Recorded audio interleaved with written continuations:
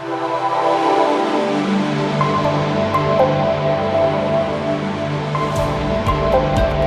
look who's here, Julien. How are you? How's the evening? Good morning, Max. I'm doing great. I do not quite have a story for you this week, but I was hoping you may have one. And it looks like you do have one, so... Oh, I have one. Oh, my poor wife earned this story the hard way. So, All right. Just got back from Chicago last night, and we were visiting one of our kids and a grandson, and another one of our kids and his wife came out. He came out for a business trip, so his wife was kind of hanging out with us when he was doing the business trip stuff. And my wife and her have kind of a tradition of going to a spa and getting a massage and that kind of stuff. So in Chicago, they have bathhouses, which are basically spas with really cool pools and stuff. Apparently a Polish tradition. So my wife was like, okay, well, we'll sign up for that. And, the two of them were going to do it. And she was asking, well, do you want to come along? I'm like, sure, why not? I'll join. So she went online to their website to sign up, and bizarre, confusing array of options that really made no sense. Special Father's Day thing, and she's like, "Oh, hey, get you an extra special massage for Father's Day." That there was no availability for at all. Then there was and then at one point when she went into the signing up process, got to the point where it asked for the special discount code for whatever she was doing.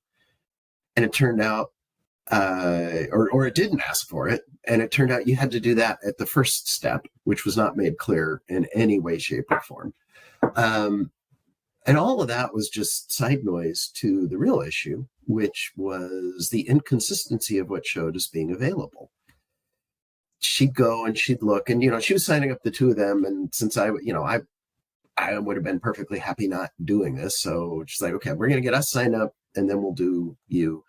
And they had they had setups for two people in the same room. Apparently a lot of this is kind of more couples oriented than individual. So she went and she signed them up, and then she went to sign me up, and there were 3 or 4 slots, or there were like 4 slots at the time that she was looking at. So she went back to sign me up, and there were no slots. And so she looked, and she tried again, and she unenrolled this and re-enrolled that, and just 3 or 4 tries going through this. Finally, in frustration, called the place. And as I mentioned, they're kind of couples focused. So they only have like 1 or 2 rooms for one person. Everything else is couples specific. So one person in a couples doesn't have an option for that. And you can sign up for couples things, but you can also sign up as a couple for individual things. And there's nothing that says, oh, as one person, we have less availability or anything like that. So the issue here to me was there's just this arcane set of restrictions and rules that they understood, that there's no way any poor person trying to sign up for the service would have a clue what was going on. So quick story, kind of a classic ranty, this was bad sort of service. It does sound that way. There are a few things here. First of all, it does feel a little bit the same bitter taste that I had with my amusement park story with the online booking and complexity, right, and very similar lack of transparency and all of that. I think there is... Okay, let me think how to organize my thoughts here. First thing, it's about the audience. It's a different thing to work with an audience of people who are used, like loyal customers coming. They probably have customers coming every other month or every other week, depending on how wealthy they are, to go for massage, and they know how it works, and it's always the same type of booking, and it's very simple and it's straightforward, and it takes them 30 seconds. But it's very different from having out-of-town customers coming to Chicago for the weekend and just, wanting the whole experience, whether it's couple or family trip or friends trip or whatever it is. Their system is probably smart for the first type of audience. And it's probably a failure for the second type of audience. Now, when you're in a touristic city, and I would assume Chicago sounds like a touristic city. It has a touristy core. And this is very much in that. 10 miles to the east, you're in, you're in a Ukrainian town. Sure. That's going to be a bunch of locals. Nobody goes there as a tourist. But where we were was the dead heart of the tourist center.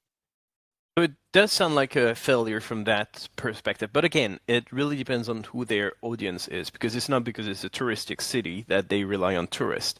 How do people know about it? Is it word of mouth because the locals all know the secret place? Or is it, paid with SEM ads and on all the blogs of must do when you go to Chicago, in which case that's really a failure. The second thing is, we've talked about this in the past. I think that was a story about an Italian restaurant where you had to do the booking on an app that was just a terrible experience, and in the end you had to call them up anyway. That was one of your story from a long while ago. And the conclusion of that story was, technology is great. You should embrace technology. But if it's not working, have a backup. Don't push don't push non-working technology on your customers. It would be perfect if you had working technology, but if you can't, there's probably another way. And here the other way could be very simple. It could be after a customer goes through the process and isn't able to book, you don't want to lose that customer. So instead of remaining on a red screen saying no availability, try again, it could be, it looks like you've been trying, it's not working. What about you give us a call? And you know how much I hate calling, but I would much rather call them. And if it's a local salon, probably there's no contact center with a 20 minutes waiting time. You probably just call a person at the counter and have a quick chat. I would much rather call in than go through what your wife went through. So there's probably a middle ground between let's go full phone number or let's go full technology. It could be let's try technology but have a fail safe. And the last thing here that I'd like to uncover before we discuss more in details is probably, you went very quick on this, but the promo code thing, gosh. I know. Wasn't that nasty?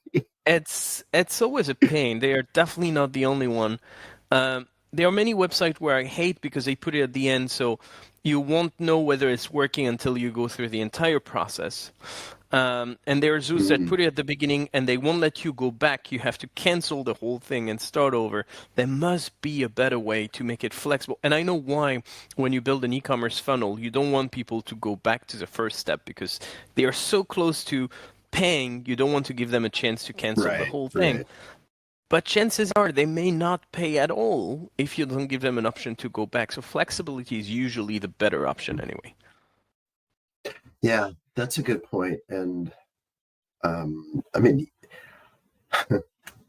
I would argue if you've got to the point where someone's saying, hey, where do I put in my code? And there's no place to put it.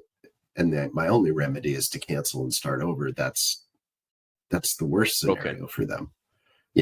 Yeah, that's completely wrong. Yeah, and I don't know. It just, the whole thing was so much more. It was one of those like, oh, this is going to be 10 minutes, and it was hours, and it was double checking availability, and just all kinds of pain and ridiculousness, and there was no. What I was going to say is there was no way to make it clear, or there was nothing there that made it clear that, well, this is why the person alone isn't getting availability. I think that's not a UI website problem. I think that's an arcane rule problem, because, a 16-page explanation of, well, here's how we've organized this, it would be too much.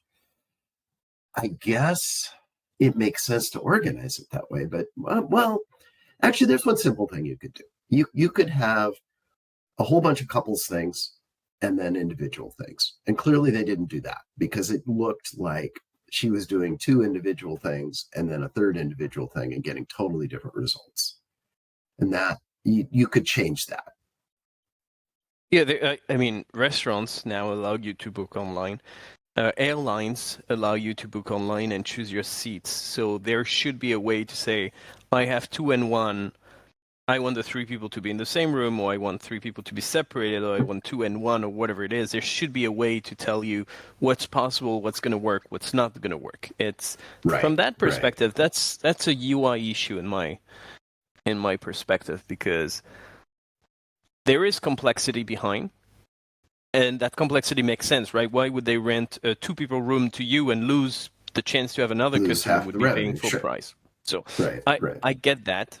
But there are ways around it if you manage it properly. Does it make you feel any better? I feel fine. I think I had a nice time. I took a walk around the city, so it wasn't a negative thing. I don't think my wife's frustration is going to go away anytime soon, and I feel like this company is. They've got to be losing business to this, because, my wife is persistent, so she'll figure it out. But a lot of people wouldn't bother, right? There's other bathhouses. They just go to the next one. So, oh, here we go. Great. So I guess there are a couple of learnings here. First, test your technology. Test. And once you're good, test some more. Make sure it's working. Yeah, think of all goofy use cases.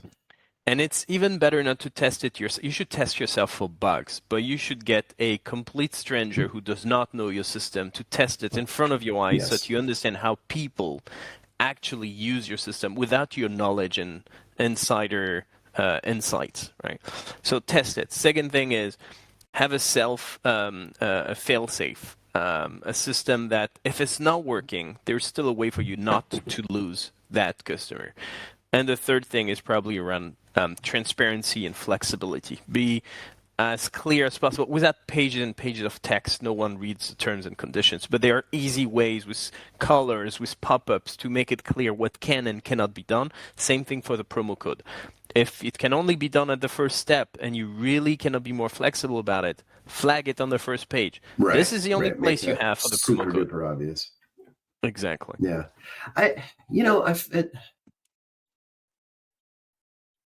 I think for me, it comes down, and I'm going to kind of say the same thing you do, but at a kind of a higher level. You just did, but at a higher level.